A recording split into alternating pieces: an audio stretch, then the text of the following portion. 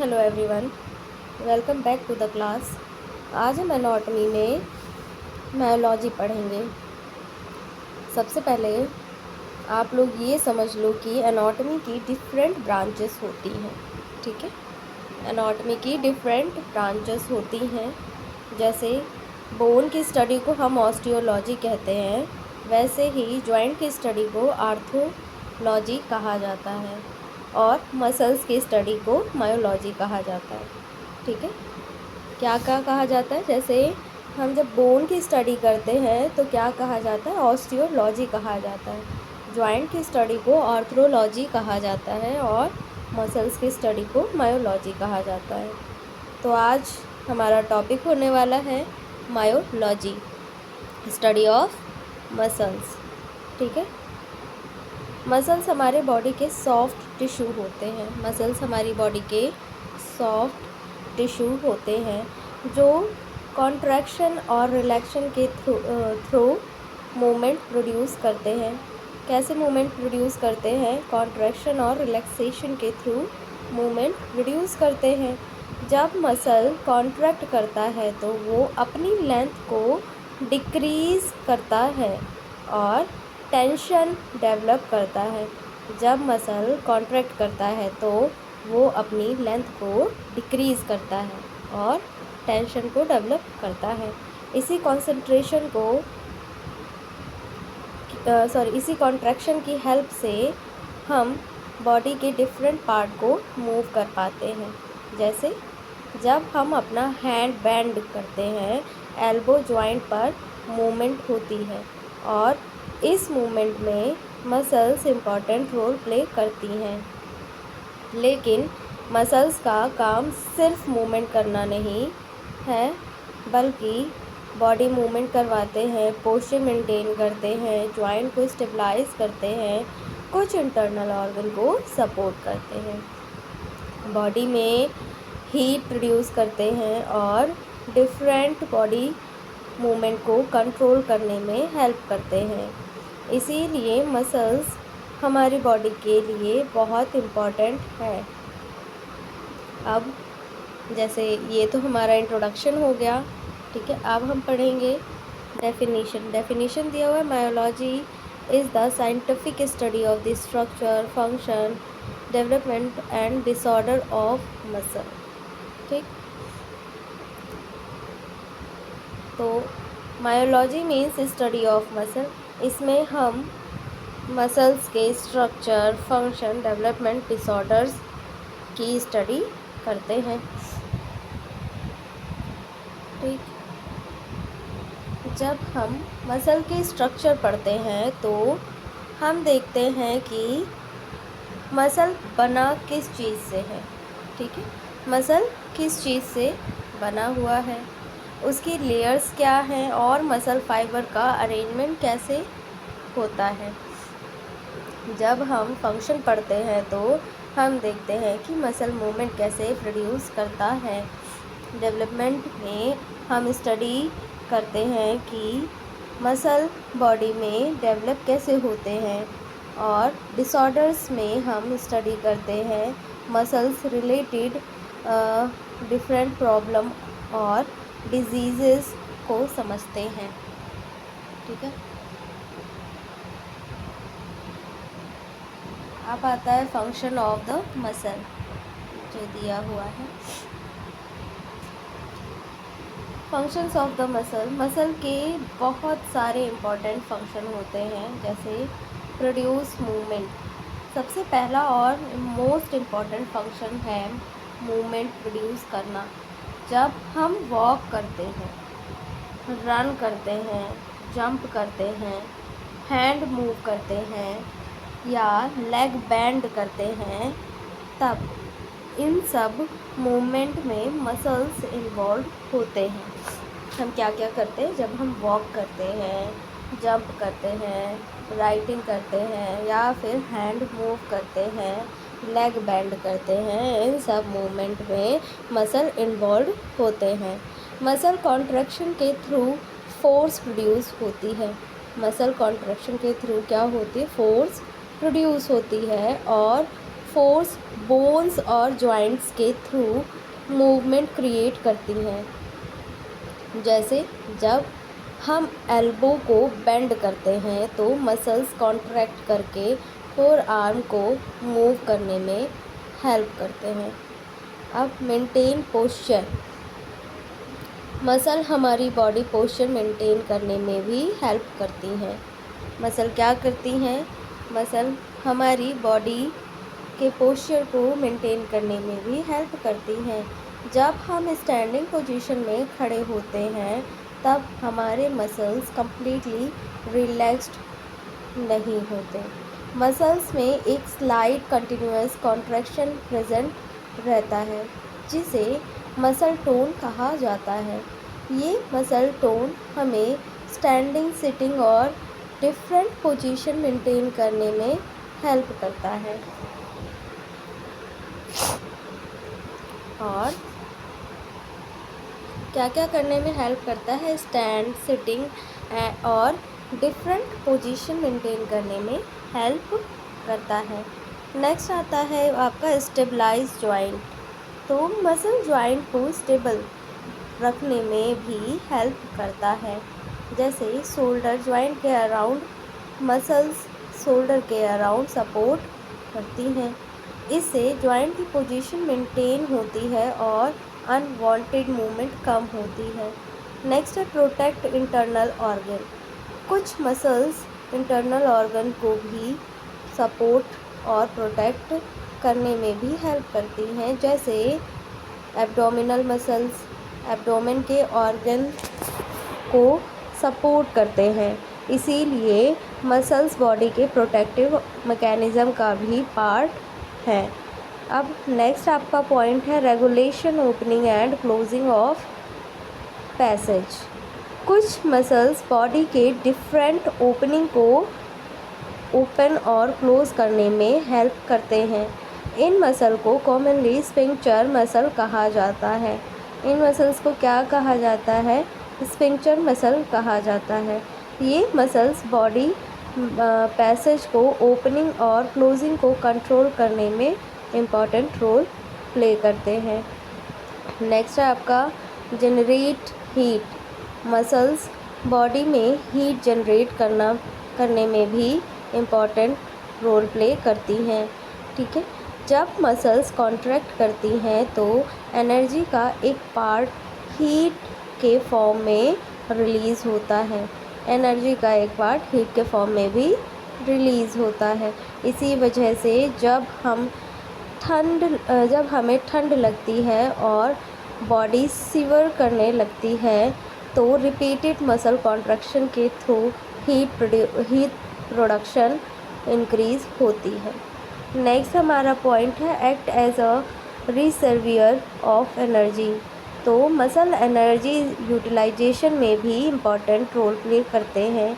जैसे muscles tissue body के energy metabolism का इम्पॉर्टेंट पार्ट है और फिज़िकल एक्टिविटी के लिए मसल को कंटिन्यूसली एनर्जी की रिक्वायरमेंट होती है। तो मसल का रोल सिर्फ मूवमेंट तक लिमिटेड नहीं है। ठीक है, बहुत सारे एक्टिविटीज़ करती हैं हमारी मसल्स। ठीक है, अब आता है type of muscles. Type of muscles, तो मसल टिश्यू मेनली 3 टाइप्स में डिवाइडेड हैं। पहला है स्केलेटल मसल, दूसरा है स्मूथ मसल, तीसरा है कार्डियक मसल। ठीक है, पहले देखते हैं skeletal muscle. Skeletal muscle generally bone से टेंडन के थ्रू अटैच्ड होते हैं। स्केलेटल मसल कैसे होते हैं? स्केलेटल मसल जनरली बोन से टेंडन के थ्रू अटैच्ड होते हैं। इनका main function body movement produce करना होता है। स्केलेटल मसल्स माइक्रोस्कोप के अंडर स्ट्रिएशन शो करते हैं, इसीलिए इन्हें स्ट्रेट मसल्स भी कहा जाता है। ये मसल्स जनरली हमारे वॉलेंट्री कंट्रोल में होते हैं। वॉलेंट्री का मतलब है कि हम अपनी विल के अकॉर्डिंग इन मसल को कॉन्ट्रैक्ट कर सकते हैं। जैसे अगर आप हैंड ऊपर उठाना चाहें तो आप कॉन्शियसली स्केलेटल मसल को एक्टिवेट करते हैं। स्केलेटल मसल बॉडी मूवमेंट के साथ साथ पोस्चर मेंटेन करने में भी इम्पॉर्टेंट है। ठीक है, अब जैसा आप लोग इमेज में भी देख रहे होंगे डिफरेंट स्केलेटल मसल देख सकते हैं। ठीक है, जैसे पेक्टोरलिस मेजर, बाइसेप ब्रैकी और रेक्टस एब्डोमिनिस, क्वाड्रिसेप्स और tibialis anterior, trapezius, deltoid, triceps brachii, latissimus dorsi, gluteus maximus, hamstring और सिनेमियस। ये सब डिफरेंट मूवमेंट और पोस्चर में इम्पॉर्टेंट रोल प्ले करते हैं। नेक्स्ट है स्मूथ मसल, सेकंड टाइप है ये। ठीक है, ये सेकंड टाइप है स्मूथ मसल। इसमें दिया हुआ है इसमें कौन कौन सी मसल्स आती हैं। देखो, जो स्मूथ मसल्स होता है ये हॉलो इंटरनल ऑर्गन की वॉल्स में प्रेजेंट होते हैं। स्मूथ मसल्स कहाँ होते हैं? हॉलो इंटरनल ऑर्गन की वॉल्स में प्रेजेंट होते हैं। जैसे स्टमक हो गया, इंटेस्टाइन हो गया, ब्लड वेसल्स हो गए, यूरिनरी ब्लैडर हो गया, यहाँ पर प्रेजेंट होते हैं स्मूथ मसल। स्मूथ मसल में स्केलेटल मसल की तरह विजिबल स्ट्रेन्स नहीं होते। ठीक है, स्मूथ मसल में स्केलेटल मसल के अकॉर्डिंग विजिबल स्ट्रिएशंस नहीं होते, इसीलिए इन्हें नॉन स्ट्रिएटेड मसल्स भी कहा जाता है। इसीलिए इन्हें क्या कहा जाता है? नॉन स्ट्रिएटेड मसल्स भी कहा जाता है। ये मसल्स हमारे वॉलंटरी कंट्रोल में नहीं होते। ये मसल्स हमारे वॉलंटरी कंट्रोल में नहीं होते, इसीलिए इन्हें इनवॉलंटरी मसल कहा जाता है। फॉर एग्ज़ाम्पल, जैसे स्टमक में ब्लड की मूवमेंट ऑटोमेटिकली होती रहती है। हम कॉन्शियसली स्टमक को कमांड नहीं देते कि आप कॉन्ट्रैक्ट करो या फिर आप कॉन्ट्रैक्ट मत करो। ये movement smooth muscle automatically perform करते हैं। ठीक है, ब्लड वेसल्स की वॉल्स में present smooth muscles blood vessels के डायमीटर को रेगुलेट करने में भी हेल्प करते हैं। नेक्स्ट है हमारा कार्डियक मसल। कार्डियक मसल सिर्फ हार्ट में प्रेजेंट होती हैं। कार्डियक मसल सिर्फ हार्ट में प्रेजेंट होती हैं। इनका मेन फंक्शन है हार्ट को कॉन्ट्रैक्ट करवाना और ब्लड पंप करना। कार्डियक मसल स्ट्रिएटेड होता है, लेकिन ये इनवॉलंटरी होता है। मतलब इसमें स्ट्रिएशन प्रेजेंट होती हैं, लेकिन हम अपनी विल से हार्ट को कॉन्ट्रैक्ट या रिलैक्स नहीं करवा पाते।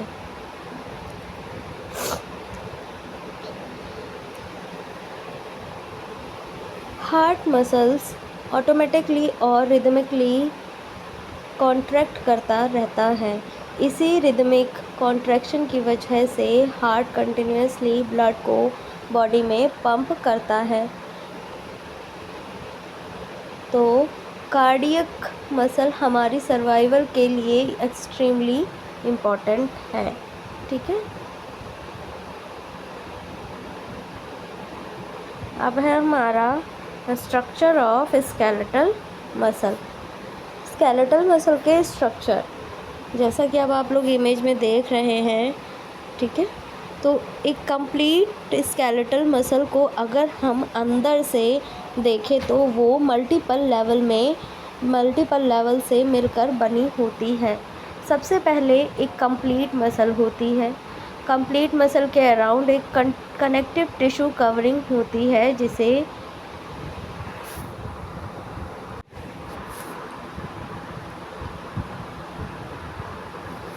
एक कंप्लीट स्केलेटल मसल को अगर हम अंदर से देखें तो वो मल्टीपल लेवल से मिलकर बना होता है। सबसे पहले एक कंप्लीट मसल होता है। कंप्लीट मसल के अराउंड एक कनेक्टिव टिश्यू कवरिंग होती है, जिसे एपिमाइसियम कहते हैं। ठीक है, अब ये मसल फर्दर स्मॉल बंडल्स में डिवाइडेड होती है, जैसा कि आपको दिख रहा होगा इमेज में कि एपिमाइसियम एक कवरिंग टिश्यू होता है, उसको क्या कहते हैं, एपिमाइसियम कहते हैं। ठीक है, एपिमाइसियम कहते हैं। फिर एपिमाइसियम कई बंडल्स में डिवाइडेड होता है, फर्दर बहुत स्मॉल बंडल्स में डिवाइडेड होता है। इन बंडल्स को फेसियल्स कहा जाता है। क्या कहा जाता है? फेसिकल्स कहा जाता है। ठीक है, हर फेसिकल्स को पेरीमाइसियम कवर करता है। हर फेसिकल्स को पेरीमाइसियम कवर करके रखता है। फेसिकल्स के अंदर इंडिविजुअल मसल फाइबर्स प्रेजेंट होते हैं। हर मसल्स को एंडोमाइसियम कवर करता है। अब एक मसल फाइबर के अंदर मायोफाइब्रिल प्रेजेंट होते हैं। एक मसल के अंदर मायोफिब्रिल्स प्रेजेंट होते हैं।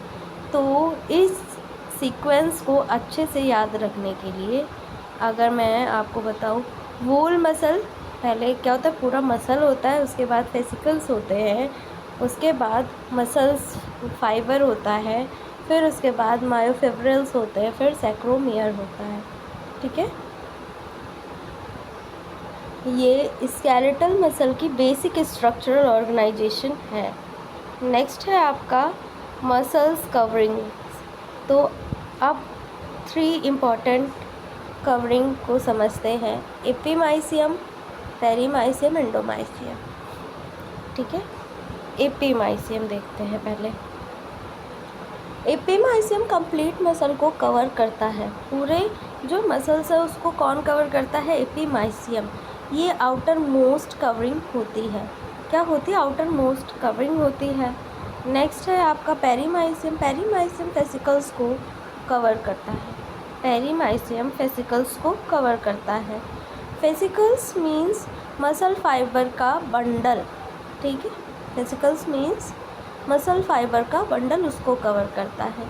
नेक्स्ट है endomysium. Endomysium individual muscle fibre को कवर करता है। एक सिंपल ट्रिक से याद कर सकते हैं, जैसे कि epi means entire muscle, epi means entire muscles. ठीक है, peri means fascicles, endo means individual muscle fibre. ठीक है, ये मैंने आपको एक शॉर्ट फॉर्म में बताया है। ठीक है, आपके याद रखने के लिए। नेक्स्ट है आपका part of a skeletal muscle.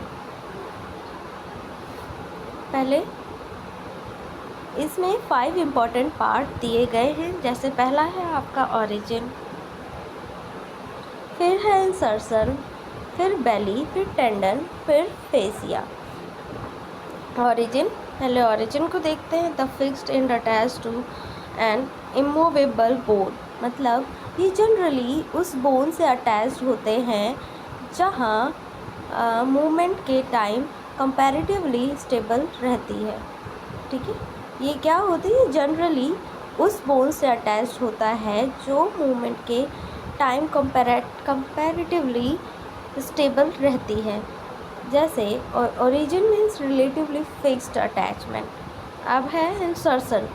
Insertion में दिया है the movable end attached to a bone that moves. Insertion मतलब मसल कॉन्ट्रैक्शन के टाइम इंसर्शन जनरली मूवमेंट की डायरेक्शन में मूव करता है। नेक्स्ट है आपका बेली। तो बेली का फ्लैशी और थिक मिडल पोर्शन मसल बेली कहलाता है। ये मसल्स का मेन कॉन्ट्रैक्टाइल पोर्शन होता है। ठीक है, अब आता है टेंडन। तो टेंडन एक strong, tough, fibrous connective tissue structure है जो मसल को बोन से अटैच करता है। जब मसल्स कॉन्ट्रैक्ट करती हैं तो टेंडन के थ्रू फोर्स बोन तक ट्रांसमिट होता है। नेक्स्ट है फेसिया। फेसिया एक कनेक्टिव टिश्यू कवरिंग है जो मसल्स को सराउंड और सपोर्ट करती है। ये मसल्स को ऑर्गेनाइज और सेपरेट करने में भी हेल्प करती हैं। अब आता है आपका प्रॉपर्टीज़ ऑफ मसल। तो मसल की क्या क्या प्रॉपर्टीज़ होती हैं, तो जैसा कि इसमें दिया हुआ है एग्जिस्टेबिलिटी। एग्जिस्टेबिलिटी का मतलब है स्टिमुलस का रिस्पॉन्स देने की एबिलिटी। ठीक, जब मसल्स को अप्रोप्रिएट स्टिमुलस मिलता है तो मसल रिस्पॉन्ड करती हैं। अब है कॉन्ट्रैक्टिलिटी। कॉन्ट्रैक्टिलिटी में क्या है, इसका मीन्स होता है मसल्स की कॉन्ट्रैक्ट या शॉर्टन होने और टेंशन डेवलप करने की एबिलिटी। ये मसल्स मूवमेंट प्रोड्यूस करने के लिए वेरी इम्पॉर्टेंट प्रॉपर्टी है। नेक्स्ट है एक्सटेंसिबिलिटी। इसका मतलब होता है मसल्स की स्ट्रेच होने की एबिलिटी। मसल्स अप्रोप्रिएट लिमिट तक स्ट्रेच हो सकती हैं। इलास्टिसिटी। इलास्टिसिटी का मतलब है स्ट्रेच होने के बाद अपनी ओरिजिनल लेंथ या शेप की तरफ रिटर्न करने की एबिलिटी। ठीक, तो अगर हम इसे सिंपल वर्ड्स में याद करने की कोशिश करें तो एक्सिस्टिबिलिटी का मतलब है रिस्पॉन्ड, कॉन्ट्रैक्टाइलिटी का मतलब है कॉन्ट्रैक्ट, और एक्सटेंसिबिलिटी का मतलब है स्ट्रेच, और इलास्टिसिटी का मतलब है रिटर्न। ठीक है,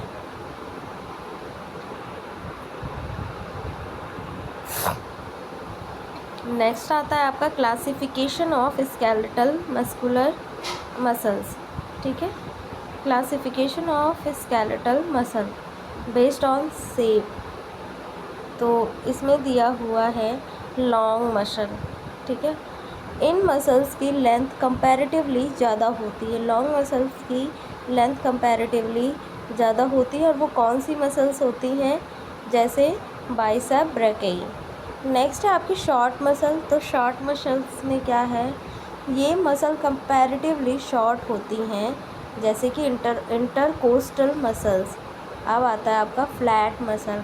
फ्लैट मसल्स में क्या होता है, ये मसल्स फ्लैट और ब्रॉड शेप की होती हैं। इसमें एक्सटर्नल ऑब्लिक मसल्स आते हैं। नेक्स्ट है फुशिफॉर्म मसल्स। तो इनका शेप स्पिंडल जैसा होता है। फुशिफॉर्म का शेप स्पिंडल शेप का होता है, और एग्जाम्पल में जैसे ब्रैकियलिस मसल्स होती हैं। नेक्स्ट है आपका ट्रायंगुलर मसल। इनका शेप ट्रायंगुलर होता है, जैसे पेक्टोरलिस मसल्स। ठीक है, अब आता है आपका सर्कुलर और स्फिंक्टर मसल। सर्कुलर और स्फिंक्टर मसल्स, ये मसल सर्कुलर अरेंजमेंट में होते हैं, जैसे ऑर्बिक्यूलरिस ओकुलाई और ऑर्बिक्यूलरिस ओरिस। ये बॉडी ओपनिंग को क्लोज करने में हेल्प करती हैं। नेक्स्ट है पेनेट मसल। पेनेट मसल में muscles fibre feather like arrangement में होती हैं, जैसे रेक्टस फेमोरिस। तो शेप के अकॉर्डिंग क्लासिफिकेशन को एक बार फिर से रिपीट करते हैं, जैसे लॉन्ग, शॉर्ट, फ्लैट, फ्यूशिफॉर्म, ट्रायंगुलर और सर्कुलर पेनेट मसल्स। ठीक है, ये आपकी कुछ मसल्स थी। बाकी movement produced by muscles, blood supply, nerve supply, common disorder of muscle, importance in health and disease, difference between three muscles type. ठीक है, ये सब हो गए। ये सब हम लोग अपनी नेक्स्ट क्लास में पढ़ेंगे। आज हम इतना ही पढ़ेंगे, और आप लोगों को एक नोटिस भी देना है। जैसे कि आप लोग जानते हैं, हमारे कॉलेज में 2 कोर्सेज़ चल रहे हैं, 2 नए कोर्सेज़ आए हैं। जैसे अगर आप लोग BAMS, BHMS, BUMS, BNYS किए हैं, तो या फिर कर चुके हैं, तो लीगल वे में प्राइमरी स्टेज पे एलोपैथिक प्रैक्टिस करना चाहते हैं, तो आपके लिए लीगल गवर्नमेंट कोर्स है, जिसका नाम है CCH, और ये 1 साल का कोर्स है, और इसकी कंप्लीट फ़ीस है आपकी 25,000। ठीक है, इस कंप्लीट कोर्स की फ़ीस है आपकी 25,000। और अगर जब आप लोगों ने BNYS BHMS BUMS ये सब अगर आप लोगों ने किया है तो आप लोग अप्लाई कर सकते हैं इस कोर्स के लिए, ठीक है, अगर आप लोग इंटरेस्टेड हों तो। नेक्स्ट है एक और कोर्स है जिसका नाम है टेलीमेडिसिन कोर्स। इसमें आप लोगों ने अगर मेडिकल स्टोर आप लोग चला रहे हैं और उसे फार्मा क्लिनिक में आप चेंज करना चाहते हैं तो आपके लिए बेस्ट है टेलीमेडिसिन कोर्स। इसमें आपको बताया जाएगा कैसे आप अपने मेडिकल स्टोर को कॉरपोरेट मेडिकल स्टोर से बेहतर कर सकते हैं और एक हेल्थ केयर का इकोसिस्टम डेवलपमेंट कर सकते हैं, ठीक है। इसमें आप डॉक्टर से ऑडियो वीडियो कॉल पे कनेक्ट हो सकते हैं और इसकी कंप्लीट फ़ीस है 25,000, ठीक है।